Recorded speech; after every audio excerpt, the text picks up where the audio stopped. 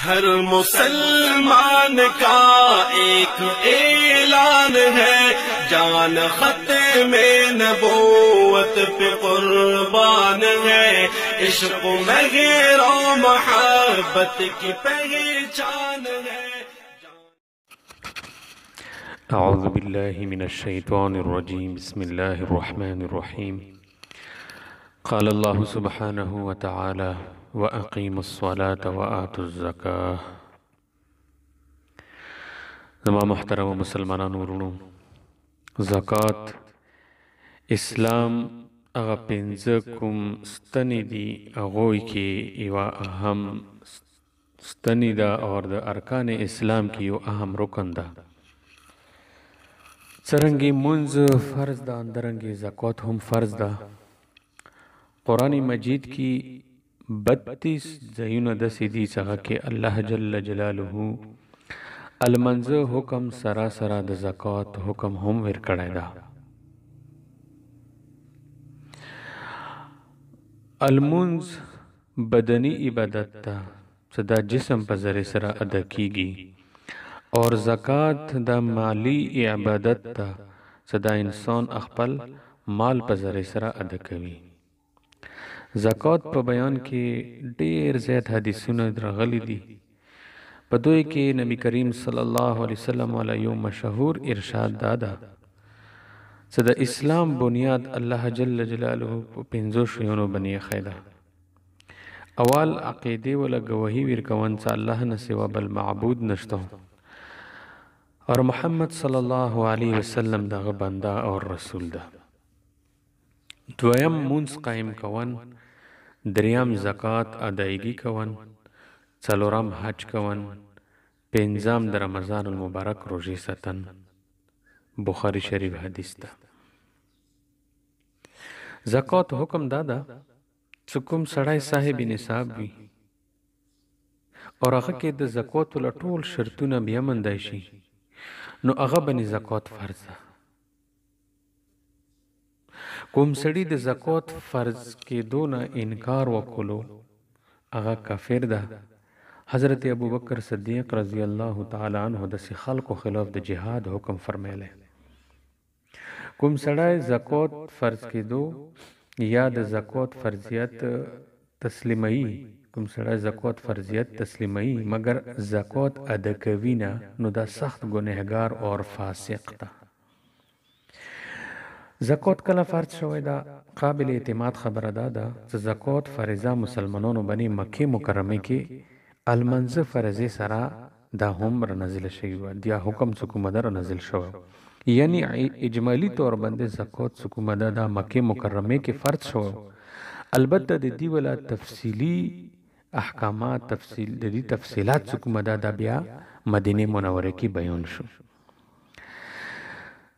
د زکات فضایل په باره کې لګ الله جل جلاله ارشاد فرمایي وما انفقتم من شيء فهو يخلفه.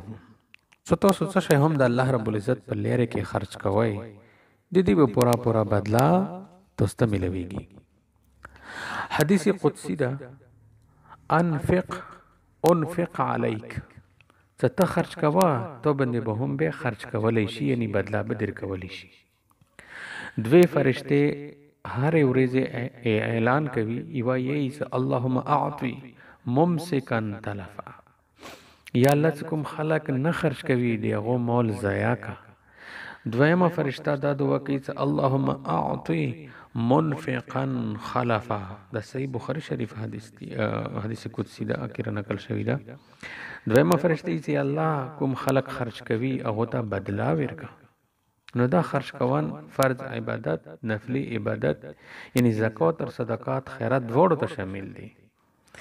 ایو حدیث کې راځي الزکات قنطره الاسلامي، زکات دا د اسلام ولا مضبوط پال ده. لکه پل په زړه سره سړی یو ځای نه بل ځای ته داخليږي، نو د اسلام ولا حقیقت ته رسیدنې د لپاره زکات یا د الله دربار ته رسیدنې د لپاره زکات څخه ده یو پول ده.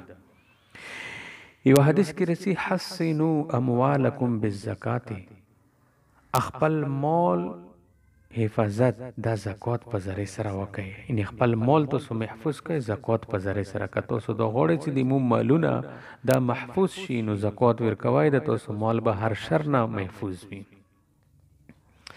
یو حدیث کې راځي ما نقصت صدقه من مال، څه صدقې کوونه سره مال کمیږي نه. شیخ الاسلام حضرت مولانا مفتی تقی عثمانی صاحب دامت برکاتهم فرمایي چې زه چیلنج کوم چې کوم سړی زکات ورکوي نن ورځې پرې دا قسم ته خلق فقیر نه دي شوي. یو مثال هم چې کومه چوک پیش کوای نشي چې یو سړي زکات ادا کړی وي او هغه چې کومه دا غریب شوی وي دا نشي کېدلی. کوم خلق زکات نه ادا کوي د دود پر وایدونه، کوم خلق د خپل مال زکات نه ادا کوي دوی په باره کې قرآن اور حدیث کې سخت وعیدونه راغلي دي. چنانچہ سورت توبہ آیت نمبر 34-35 کې دردناک عذاب و وعید ده. سورت همزه کې دې څه داسې خلق داسې عذاب صحابه ورباندې پوسنه سپور وي، داسې عذاب کې به چې کومه دوی ورغورځولی شي. سورت آل عمران آیت نمبر 181 کې هم څه کومه د دې باره کې رسول الله صلی الله علیه وسلم ارشاد فرمایي چې کوم سړي ته الله رب العزت مال ورکړو او هغه د بیا مال ولا زکات ادا نه کړو نو دا مال ورته قیامت په ورځ یو داسې منګور جوړ کړلی شي، یو داسې مار به ورته جوړ کړلی شي چې هغه به گنج وي، نثار باندې به ویښته نه وي، اور دغه په سترګو باندې به دوې تورې تورې نقطې یعنې ټکۍ دا به لګېدلي. بیا به هغه منګور د دې سړي په غاړې کې واچولی شي اور د دې دا زامې به یې نیولي وي او ورته یایي به چې زه د تا مال یم، زه د تا خزانه یم. دې د بعد نبی علیه السلام د سورت آل عمران آیت نمبر 180 چې کومه د تلاوت فرمیلو د خپل ارشاد په تایید کې ولا یحسبن الذین یبخلون پر آخریه پورې. یو حدیث کې راځي ومن لم یزکي فلا صلاة له، چې کوم سړي زکات ادا نه کو دی المنځ نه قبلېږي، یعنی المنځ باندې کوم ثواب ملويږي هغه کې کمی وشه، اگر چې فرض ادا شولو لیکن ثواب نه دا سړی محروم ده. کوم مالدار خپل مال زکات نه و بس یا په باره کې سفر مې غور سره واورئ چې الله جل جلاله دغه دولتمندونه به سخت حساب سکومه داخلي اور دغ فرض کې سکومه کوتاهي کړي دوی ته به سخت عذاب ورکوي.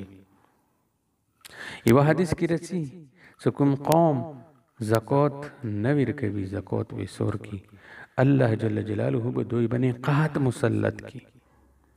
یو حدیث کې راځي چې کوم مال آیا ځنګل کې ضایع کیږي یا په دریاب کې ضایع کیږي هغه د زکات نه ادا کونې د وجې نه ضایع کیږي.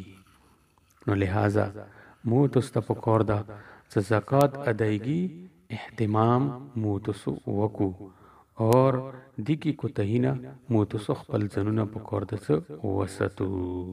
واخر دعوانا ان الحمد لله.